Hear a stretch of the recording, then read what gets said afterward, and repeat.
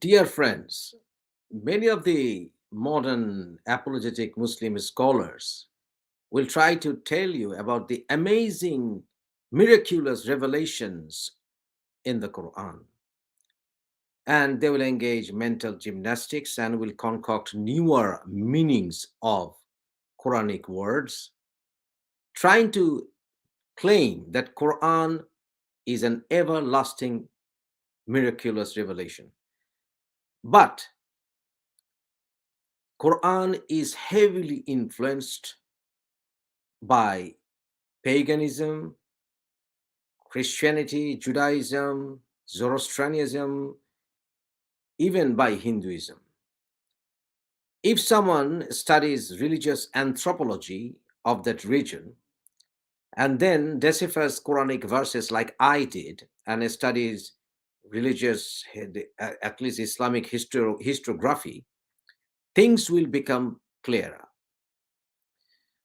Today I'm going to discuss about the apologetic claim that Quran claims or explains to us that the sun has its own orbit and goes round the earth. So many of the apologetic Muslim scholars will claim that Quran is saying things many centuries ago which scientists are just finding out today.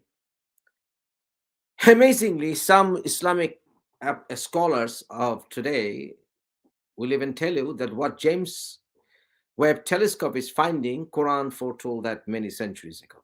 Really? So let's check it out. As one of the verses I'm going to discuss today is Surah or chapter 21, verse 33. That is Surah Al-Anbiya or chapter Al-Anbiya, verse 33. I'll read it in Arabic. It says, وَهُوَ الَّذِينَ خَلَقَ اللَّيْلَ وَالنَّهَارَ وَالشَّمْسَ وَالْقَمَرَ كُلٌّ فِي فَلَكٍ يَسْبَحُونَ. Okay, the modern day translation of this verse is, and it is he who created the night and the day and the sun and the moon. And, okay, let's forget the and, all in an orbit. Again, this is not all, but the exact translation will be each, kullun. And then in an orbit, orbit, are swimming. Now, they translated the word falakin as orbit, and yasbahun they translated as swimming. Rather, the exact translation or the historical translation of the word yasbahun will be floating. And the historical translation of the word falakin is a ship or a vessel or a boat. And Quran confirms that, because if you try to find the use of this word falakin in other verses, even of the Quran, you will see it is translated as ship or vessel or boat.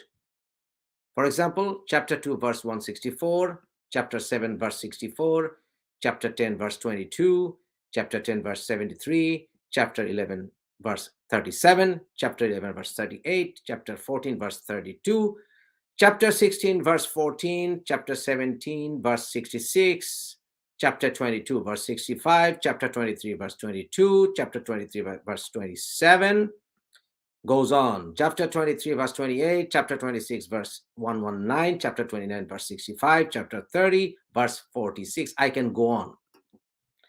So the word falakin on all those verses were translated as a boat. But amazingly, the apologetic Muslim scholars translated this one, 2133, because it sounds absurd in modern science, as orbit. It's not orbit, it's boat, my dear friends. And why do I think that it is boat? Because of the etymology of the word, use of the word in other verses of the Quran, and also because I believe that Quran is, as I said at the beginning of this video, that Quran is heavily influenced by paganism, ancient Arab religions and ancient Egyptian religion. So, okay, to prove that, I will take you to a Wikipedia page for ease of reference. You can read it up in other books of ancient Egyptian gods and goddesses. But let's share the screen. Share the screen. Okay, here, Hathor.